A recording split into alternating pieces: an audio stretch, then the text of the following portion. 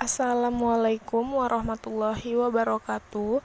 Kami dari kelompok 5 membahas tentang konsumsi tabungan dan investasi di mana anggota kelompoknya terdiri dari Ripka Fauzia Batubara, Nobel Indah Claudia Zebua, Andisha Putra Lubis, dan Royan Abel Nadeak.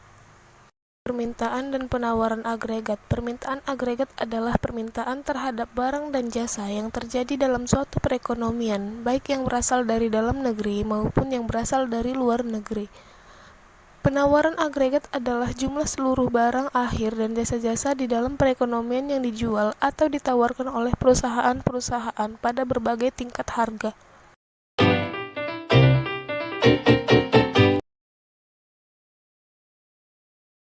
Penawaran agregat di dalam suatu perekonomian dipengaruhi oleh beberapa faktor sebagai berikut. Yang pertama, besarnya angkatan kerja. Yang kedua, besarnya stok kapital. Yang ketiga, keadaan atau tingkat teknologi. Yang keempat, tingkat pengangguran alamiah. Dan yang terakhir itu harga faktor produksi.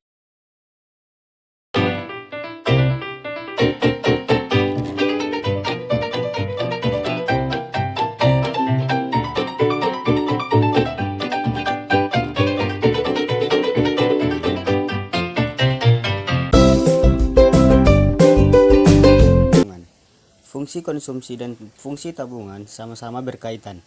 Konsumsi adalah bagian pendapatan yang dibelanjakan untuk kebutuhan konsumsi. Sedangkan tabungan dan pendapatan adalah bagian pendapatan yang disimpan atau tidak dibelanjakan. Perhitungan ditulis dengan rumus Y sama dengan C tambah S. Hubungan antara besarnya konsumsi dan pendapatan disebut sebagai fungsi konsumsi. Fungsi konsumsi adalah fungsi yang menunjukkan hubungan besarnya konsumsi dengan pendapatan. Sedangkan hubungan antara besarnya tabungan dan pendapatan disebut sebagai fungsi tabungan. Faktor yang mempengaruhi fungsi konsumsi dan fungsi tabungan. 1. Perekonomian. 2. Suku bunga. 3. Kekayaan yang dimiliki. 4. Budaya terhemat. 5. Distribusi pendapatan dana pensiun. Investasi.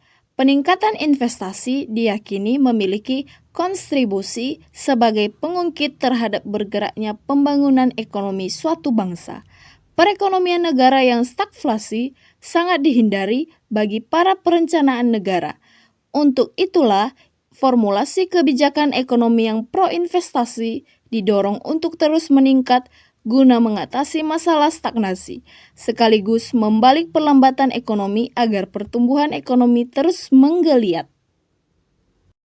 Terima kasih, semoga materi yang kami sampaikan dapat bermanfaat.